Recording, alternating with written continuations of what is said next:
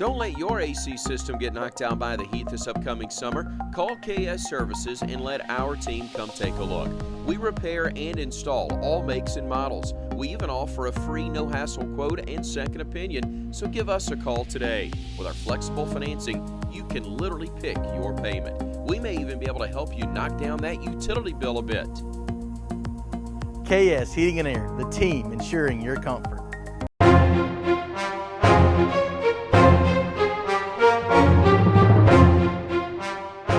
This is your Weather Extreme video for Sunday, July the 22nd. I'm meteorologist Brian Peters. Well, it looks like the weather will be a little bit less active today than we've seen over the last couple of days.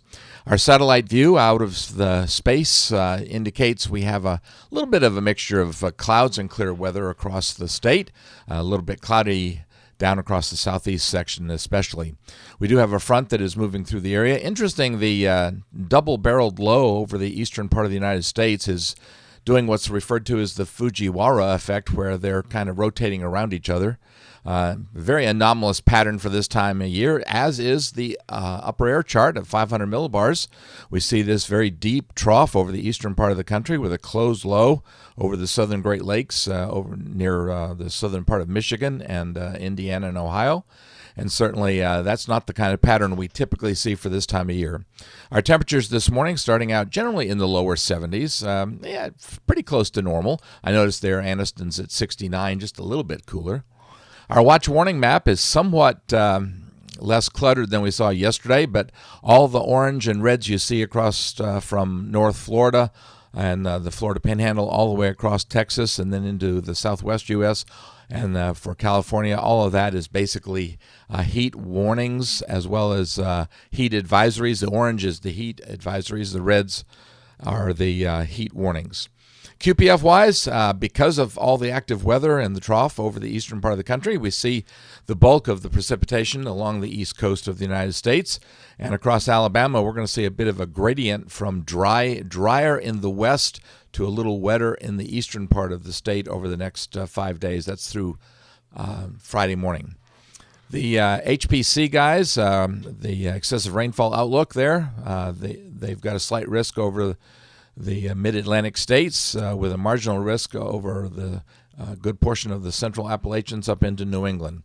SPC has a slight risk over basically North Florida and the Florida Panhandle for day one today, as well as a slight risk over the Dakotas stretching down into Nebraska.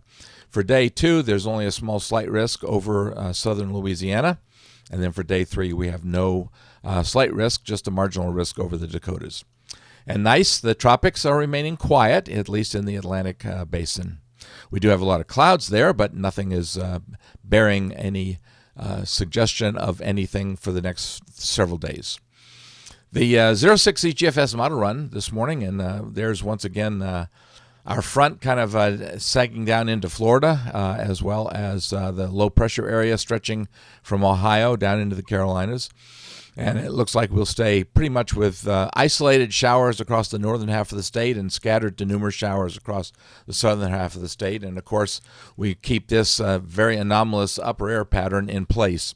Monday, that pattern continues to be there and very strong as we actually see the troughiness dig in a little bit more. So once again, that's keeping us out of any excessive heat and keeping us kind of on the edge of precipitation and scattered precipitation. Yeah, you can see the GFS not forecasting many showers in Alabama, but one of the reasons they are forecasting showers is, as you can see, the precipitable water values are still in the range from about 1.5 or so to about 1.8 or 1.9. The trough begins to show signs Tuesday of weakening, and on Wednesday definitely showing signs there, as it's now just an open trough, no longer a closed low. But once again, we stay with the chances for showers over the southeastern U.S. thanks to the high humidity values. The trough is an open trough on Thursday, but we keep the ridge out to the southwest, over the southwestern United States. And while the trough is weaker on Friday, we certainly can see it still there, but once again, that's just keeping the air mass, the humid air mass in place, so we keep showers in our area. It does look like Friday we might see front drag in, but with that upper airflow, we're not going to see it push into the Gulf of Mexico. And there's the upper air flow on Saturday, 500 millibars. Still the hint of the troughiness over the eastern part of the country. And again on Sunday, we see a trough coming across the Canadian-U.S. border in the western Great Lakes. It looks like it's going to dig in somewhat for the first part of the next week, week 2. But that looks like that could give us a round of fairly wet weather for the latter half of next weekend. Looking out into Voodoo country, the GFS remains rather bullish on keeping this trough over the eastern part of the country, generally along the Mississippi River Valley. There's the 2nd of August, and it keeps that trough there and keeps the ridge out over the western U.S. where the heat would be.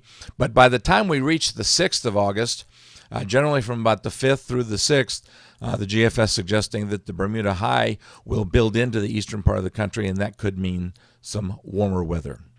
Let's say downright hot weather. I'm meteorologist Brian Peters. Thanks so much for tuning in.